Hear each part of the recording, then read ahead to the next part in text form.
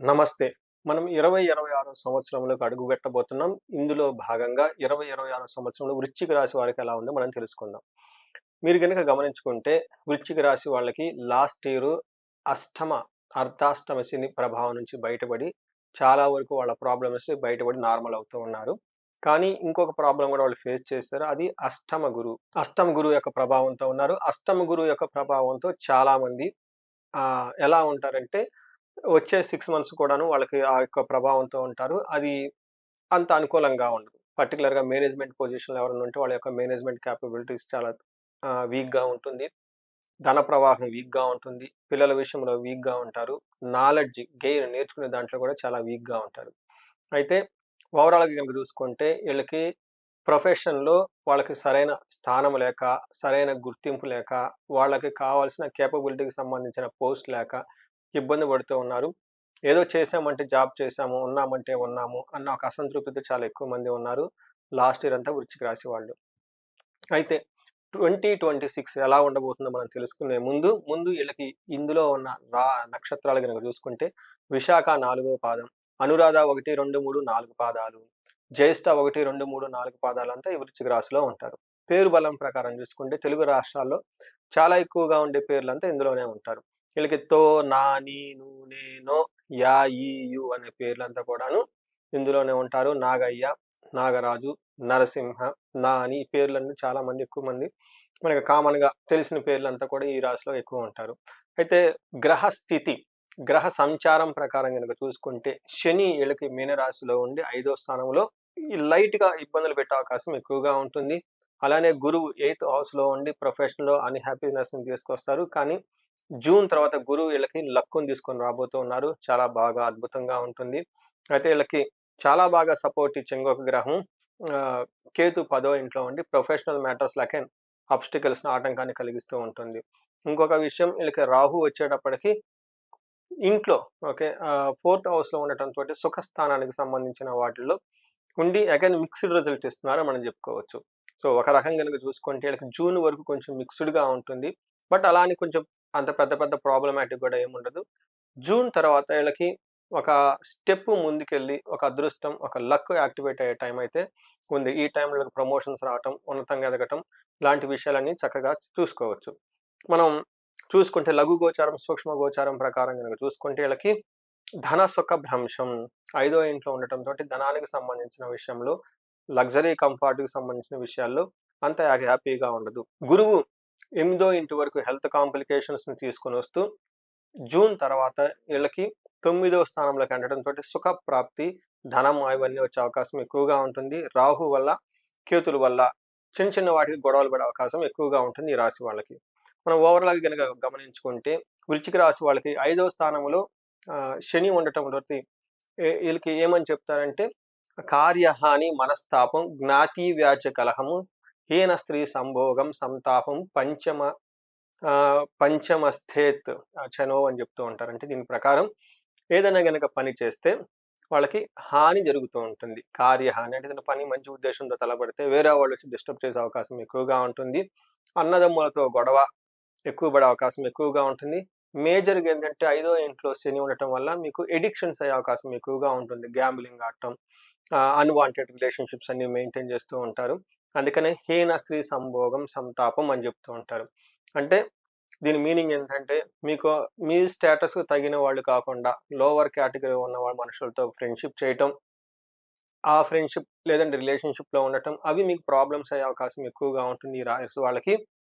కొంచెం జాగ్రత్తగా మంచి మనకేమంటారు సత్సంగ్ అంటారు మనకి సంస్కృతంలో. మన చుట్టూ 10 మంది, నలుగురు మంచివాళ్ళుంటే మనం మంచిగానే ఉంటాం. మన చుట్టూ 10 మంది లేదంటే ఒక నలుగురు చెత్తవాళ్ళుంటే మనం గూడా వాళ్ళలాగా తయారైపోతాం. అందుకని ఫ్రెండ్‌షిప్‌లు చేసుకునేటప్పుడు తెలిసిన వాళ్ళకి చక్కగా మంచి వాళ్ళతో ఉండటం చాలా చాలా ముఖ్యం. అలా మన చుట్టూ 10 మంది మంచివాళ్ళు ఉండటమే ఒక యోగం. అలా ఉండటం ద్వారా మనం ఉన్నతంగా ఎదగొచ్చు. మోక్షం సాధించొచ్చని గూడా మనకు శాస్త్రంలో చెప్తూ ఉంటారు. అందుకని ఫ్రెండ్‌షిప్ చేసినా, లేదంటే పరిచయాలు పెంచుకున్నా, చక్కగా చూసి ఫ్రెండ్‌షిప్స్ అవన్నీ చేస్తే చాలా బాగుంటుంది. ఇదొక్కటే ప్రికాషన్ ఈ రాశి వాళ్ళకి శని వల్ల. అయితే జూపిటర్ ఈళ్ళకి కొంచెం 6 మంత్స్ వరకు ఇబ్బంది పెడుతూ ఉన్నారు. తర్వాత బాగుంటుంది. గురువు ఈళ్ళకి ఎలాంటి ఇబ్బందులు పెడుతూ ఉంటారంటే చోరాగ్ని నృపభీతిచ్చ గాత్ర గాంభీర్య నాశనం, నిష్ఠూరం సాహసం, క్రోధం అష్టమస్తేత్ భవేత్ గురు అంటారు. అంటే ఈ టైంలో అగ్ని ప్రమాదాలు జరిగే అవకాశము, దొంగతనాలు జరిగే అవకాశం ఎక్కువగా ఉంటుంది. వీళ్ళకి నృపభీతిచ్చ, బాస్ వల్ల విపరీతంగా ప్రెషర్ ఉంటుంది. ఆఫీస్‌లో కానివ్వండి, వర్క్‌లో కానివ్వండి. వీళ్ళ బాడీ లాంగ్వేజ్ అంతా చాలా వీక్‌గా ఉంటుంది. అనుకున్న పనిలో చొరక్క వీళ్ళకి నిష్ఠూరం, ఏదో ఒకటి క్రిటికల్‌గా మాట్లాడుతూ క్రిటిసైజ్ చేస్తూ ఉంటారు. సాహసపేతంగా అన్‌వాంటెడ్, టూ మచ్ రిస్కీ చేసుకునే అవకాశం గూడా ఉంటుంది. అంటే ఓవర్ యాంబిషన్స్, ఓవర్‌గా కమిట్మెంట్ ఇచ్చి తద్వారా మీరు మళ్ళా ప్రాబ్లమ్స్ పడే అవకాశం ఎక్కువగా ఉంటుంది. అనవసరంగా బాస్‌తో గొడవ పడటం, ఓవర్ కమిట్మెంట్ లాంటివి ఇవ్వకుండా చాలా సింపుల్‌గా, హంబుల్‌గా ఉండండి ఒక 6 మంత్స్ వరకు. తర్వాత గురువు మీకు జూన్ 2 నుంచి మారటంతోటి ఏమవుతుంది అంటే మీకు భాగ్యం, లక్ యాక్టివేట్ అవుతుంది. ఏ ప్రకారంగా అంటే అర్ధచ్చ స్వకులాచారః, గృహలాభ సుఖభోజన, నిత్య స్త్రీ జన సంపర్కః, నవమస్తేత్ భవేత్ గురు అంటారు. 9వ స్థానంలో గురువు ఉండటం వల్ల ధనం ప్రకారంగా గానివ్వండి, మీరు పద్ధతులు, ఇంటికి సంబంధించిన సాంప్రదాయాలు, తర్వాత సనాతన ధర్మాన్ని కాపాడటం, గృహంలో ఉత్సాహంగా ఉండటం, తర్వాత నిత్య స్త్రీ జన సంపర్క, ఎప్పుడు జెంట్స్ అయితే లేడీస్‌తో చక్కగా మాట్లాడటం, కలివిడిగా ఉండటం.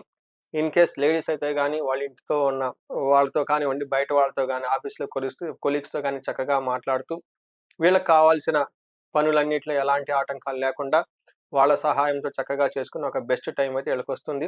సర్వ సౌభాగ్య సిద్ధి. ఇది చాలా చాలా ముఖ్యం. 9వ స్థానంలో గురువు ఉండటం అనేది చాలా చాలా లక్కు. మళ్ళా 12 సంవత్సరాల తర్వాత ఈ అవకాశం మీకొస్తుంది. 9వ స్థానానికి వచ్చి 12 సంవత్సరాల తర్వాత మాత్రం ఈ అవకాశం వస్తుంది. ఈ రాశి వాళ్ళు ఇప్పటిదాకా పడుతున్న ఏదైనా ఇబ్బందులుంటే ఆటి నుంచి 100% బయటకొచ్చి ముందుకెళ్ళే ఒక బెస్ట్ టైం అయితే రాబోతుందని మీరు గమనించుకోవాలి. అయితే రాహుకేతువులు పాక్షికంగా మిమ్మల్ని మనసుని డైవర్ట్ చేసే అవకాశం ఎక్కువగా ఉంటుంది. రాహు 4వ ఇంట్లో ఉంటే చిత్తభ్రంశం, వాతరోగం, స్త్రీమూలచ్చ భయప్రదం, గమనే కార్యనాశం చ అని మనకి సంస్కృతంలో చెప్తారు. దాని మీనింగ్ ఏంటంటే చిత్తభ్రంశం, ఉన్నది లేనట్టుగా, ఉన్నది లేదంటే లేనిది ఉన్నట్టుగా మీరు భ్రమిస్తూ ఉంటారు. ఇంటికి సంబంధించిన వ్యవహారాల్లో ఇల్లంతా బాగుంటుంది, ఎక్కడో పెయింట్ లేదని తెగ బాధపడుతూ ఉంటారు. ఇల్లంతా బాగుంటుంది, ఎవరో మీతో సరిగ్గా రిలేషన్‌షిప్ సరిగా లేదని బాధపడుతూ ఉంటారు. దీనిని చిత్తభ్రంశం అంటారు. అలానే స్త్రీ మూలచ్చ భయప్రదం.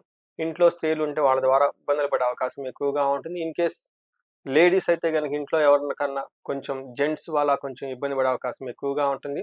ఎక్కువగా ట్రావెల్స్ అవి ఇవి చేస్తే పెద్ద మీకు సాటిస్ఫాక్షన్ అయితే ఏముండదని మీరు గమనించుకోవాలి. ఒక రకంగా చూసుకుంటే ఈ రాశి వాళ్ళకి పెద్ద పెద్ద ప్రాబ్లమ్స్, ఛాలెంజెస్ అయితే ఏమీ లేదు.